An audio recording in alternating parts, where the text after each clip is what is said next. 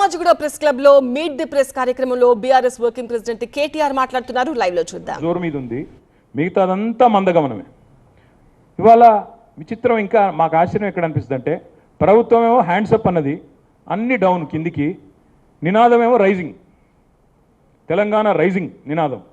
మళ్ళీ ఇప్పుడు కాదు, నేను గెలిపించింది 2028 వరకు, నువ్వేమో 2047 కబుర్లు చెప్తున్నావు. 2047 తెలంగాణ రైజింగ్, నినాదం రైజింగు, విధానం ఫాలింగ్.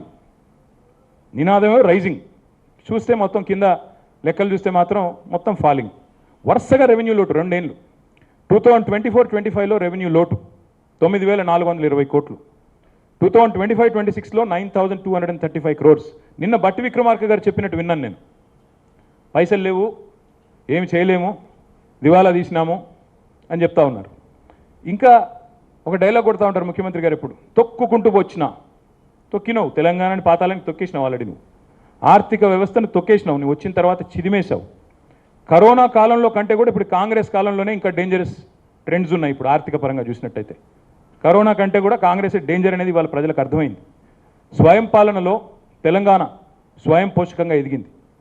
84% స్టేట్ ఓన్ ట్యాక్స్ రెవెన్యూస్తో highest SOTR in the country Telangana. కేంద్రం దిక్కులు చూసే అవసరం లేకుండా తీర్చిదిద్దారు కేసీఆర్. తెలంగాణ స్వయం పోషక రాష్ట్రంగా తన కాళ్ళ మీద, మేము సెల్ఫ్ డబ్బాలు కొట్టుకోలేదు, సెల్ఫ్ రిలయంట్గా ఎదిగాం. సెల్ఫ్ డబ్బాలు కొట్టుకోకుండా సెల్ఫ్ రిలయంట్గా తెలంగాణ ఉండాలని ప్రయత్నం చేశాం. అందుకే దేశంలో హైయెస్ట్ SOTR తెలంగాణ. ఇవాళ చూస్తే మరి ఒకటిగా నేను చెప్పమంటే లెక్కలు చాలా ఉన్నాయి. 23-24 నాటికి SOTRలో మరి దేశంలో నెంబర్ 1 తెలంగాణ. 10 ఏళ్ళు టాప్ స్టేట్ ఆర్థిక పరంగా చూసినట్టయితే. మరి ఇప్పుడు గత 2.5 ఏళ్ళు కాంగ్రెస్ ఏళ్ళలో ఏం జరిగింది? 2023లో SOTR 1,11,798. నెక్స్ట్ ఇయర్ పెరగాలి జనరల్గా అయితే. నెక్స్ట్ ఇయర్ ఏం జరిగింది? 24-25కి పెరగాల్సింది పోయి 1,09,000 కోట్లు. 1,11,000 ఉన్నది, 1,09,000 కోట్లు, అంటే ఇంకా 2,000 కోట్లు తగ్గింది. ఇక 26లో మరి ఏమవుతుందో చూడాలి. ఎందుకు చెప్తా ఉన్నా అంటే GSTలో ఇదే పరిస్థితి, అక్కడ కూడా డౌను, రిజిస్ట్రేషన్ ఆదాయం డౌను. అట్లాగే అన్ని రంగాల్లో మీరు ఏ రంగం అన్నా తీసుకోండి, డౌన్ తప్ప పైకి లేదు. ముఖ్యమంత్రి గారు రాష్ట్ర ప్రభుత్వం అడ్వర్టైజ్మెంట్లు ఇస్తూ ఉంది. ఏమని? నిన్న ఇంకోటి విచిత్రం, బట్టి విక్రమార్క గారు పైనేమో పేపర్లో ఆర్థిక పరిస్థితి బాగలేదు, కింద చూస్తేనేమో అరపేజ్ ప్రకటన. మళ్ళీ ఆర్థిక పరిస్థితి బాగలేదు, కింద అరపేజ్ ప్రకటన. మీ ముఖారవిందాలు ఎందుకు అక్కడ? మరి కొద్దిగా దుబారా చేయకుండా కాపాడొచ్చు కదా, అది మాత్రం లేదు. అట్లా ఇంకా విచిత్రం, మమ్మల్ని మాట్లాడితే ముఖ్యమంత్రి గారు అనే మాట కేసీఆర్ గారు అప్పులపాలు చేసిపోయారు. పార్లమెంట్ సాక్షిగా కేంద్ర ప్రభుత్వం RBI చెప్పింది కదా, ఇంకా సిగ్గు లేకుండా ఎన్ని రోజులు అబద్ధాలు చెప్తారు? ఒక మంత్రి గారేమో 6 లక్షల కోట్ల అప్పు అంటాడు, ఇంకొక ఆయన 8 లక్షల కోట్ల అప్పు అంటాడు, ఇంకొక ఆయన 10 లక్షల కోట్ల అప్పు అంటాడు. వాళ్ళ నోరికి ఎంత వస్తే అంత మొక్కాల. మంత్రులు, క్యాబినెట్లో ఉండే మంత్రులకే సయోధ్య లేదు, శృతి లేదు.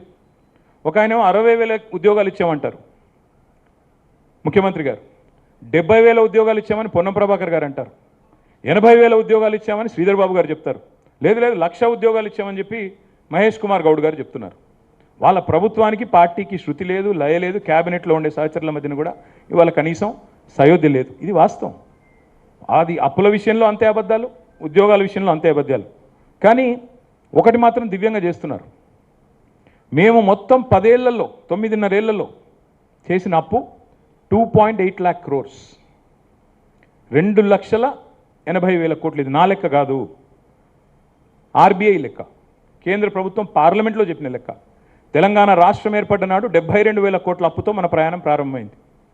వారసత్వంగా మాకు సంక్రమించింది 72,000 కోట్ల అప్పు.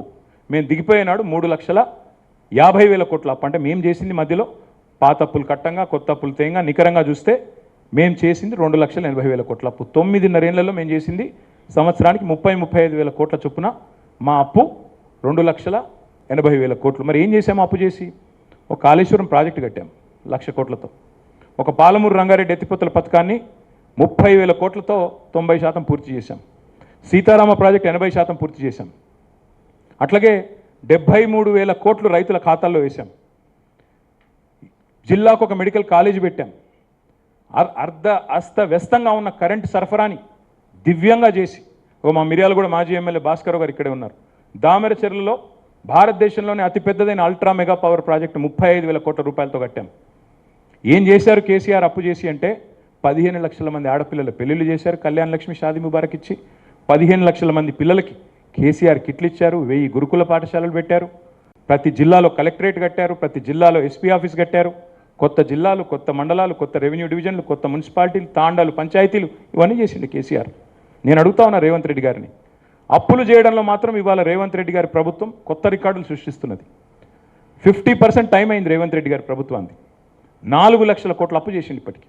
మేము మొత్తం 9.5 ఏళ్లలో చేసిన అప్పు 2,80,000 కోట్లు అయితే రేవంత్ రెడ్డి గారి ప్రభుత్వం ఇప్పటికి చేసిన అప్పు 4 లక్షల కోట్లు 2.5 ఏళ్లలో. ఏం చేశారు మరి? 4 లక్షల కోట్ల అప్పు చేసి రైతు బంధు ఇచ్చావా? యూరియా ఇచ్చావా? 4,000 పెన్షన్ అన్నావు 100 రోజుల్లో ఇచ్చినావా? మహిళలకు 2,500 ఇస్తాను ఇచ్చావా? దివ్యాంగులకు 6,000 అన్నావు ఇచ్చావా? నిరుద్యోగులకు 4,000 భృతి అన్నావు ఇచ్చినావా? 2 లక్షల ఉద్యోగాలు మొదటి సంవత్సరంలో ఇస్తా అన్నావు ఇచ్చావా? ఏదీ లేదు. ఇంకోటి ఇంకా విచిత్రమైన విషయం, అప్పులు బ్రహ్మాండంగా చేస్తున్నారు. రెండో వైపు పరిమితికి మీరి అప్పులు చేస్తున్నారు. ఇంకా విచిత్రమైన విషయం, ల్యాండ్ ఆక్షన్లు బ్రహ్మాండంగా జరుగుతున్నాయని ప్రకటనలు. 234 కోట్లకు 35 కోట్లకు ఎకరం పోయిందని చెప్తున్నారు. మరి ఆ డబ్బులన్నీ ఎక్కడ పోతున్నాయి? ఆ డబ్బులతో ఎందుకు నువ్వు చెప్పిన గ్యారంటీలు, 420 హామీలు, 13 డిక్లరేషన్లు ఎందుకు అమలు చేయవు? ఎక్కడ పోతున్నాయి డబ్బులన్నీ? 4 లక్షల కోట్ల డబ్బులు. ఉద్యోగులకు పీఆర్సీ ఇవ్వవు, పెన్షనర్లకు రిటైర్మెంట్ బెనిఫిట్లు ఇవ్వవు, పోనీ మా జర్నలిస్టులకు ఇంటి స్థలాలు ఇవ్వవు. అన్నీ నువ్వే కదా ఇచ్చిన హామీలు. ఏది అమలు చేయలేదు ఇప్పటివరకు. ఏ ఒక్కటి మీరు ఇచ్చింది 420 హామీల్లో. ఇవాళ ఈ రోజుకి మీరు చూస్తే, అప్పుల పరంగా చూస్తే, ఈ ఏడాది లక్ష్యం తెలంగాణ ప్రభుత్వం 55,000 కోట్ల అప్పు. కానీ ఇప్పటికే 78,000 కోట్లు తెచ్చారు. అంటే 23,000 కోట్లు ఎక్స్ట్రా అప్పు తెచ్చారు ఆల్రెడీ. ఇది నా లెక్కలు కాదు. మీరు కావాలంటే దీన్ని you can hold me to scrutiny, you can call any of the financial experts, మీరు పిలవండి, నేను కూడా వస్తాను. ఇవన్నీ కూడా కాగ్ ఆడిటెడ్ లెక్కలు. ఇంకా దరిద్రమైన పరిస్థితి ఏంటంటే, నాకు ఇక్కడ కాగ్ది కూడా సమాచారం ఉంది, మీకు ఇస్తాను కావాలంటే. I leave the entire set with press club, I can cross check మీ. ఎంత పచ్చి అబద్ధాలు ముఖ్యమంత్రి డిప్యూటీ సీఎం చెప్తున్నారంటే, మీరు తెచ్చిన అప్పుకు మిత్తిలు కట్టేందుకే సరిపోతుంది అంటాడు. నేను ఎంత కడుతున్నారా అని చెప్పి కాగ్ లెక్కలు తీసిన. నెలకు 2,000 కోట్లకు మించి ఎన్నడూ కట్టలేదు. 2,000, 2,500 కోట్లు యావరేజ్గా. కానీ చెప్పేది ఎట్లా చెప్తున్నారు? నెలకు 6,000 కోట్లు. థ్యాంక్ యూ రమేష్ భాయ్. నెలకు 6,000 కోట్లు అని అబద్ధాలు, పచ్చి అబద్ధాలు. 6,500 కోట్లని కాగు చెప్పేది ఒకటి, ఈ కాకి లెక్కలు ఒకటి, వీళ్ళవి కాంగ్రెస్ లెక్కలు ఒకటి.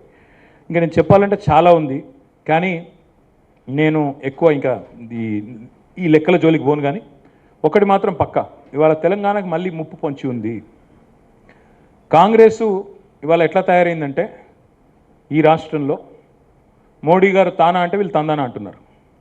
మా మెడ మీద కత్తి పెట్టి ఆనాడు మీరు మోటార్లకు మీటర్లు పెడతారా సస్తారా, లేకపోతే 30,000 కోట్ల లోను మేము ఇవ్వము, ఎఫ్ఆర్బిఎం లిమిట్స్ పెంచము అంటే కేసీఆర్ గారు అది వదులుకున్నారు.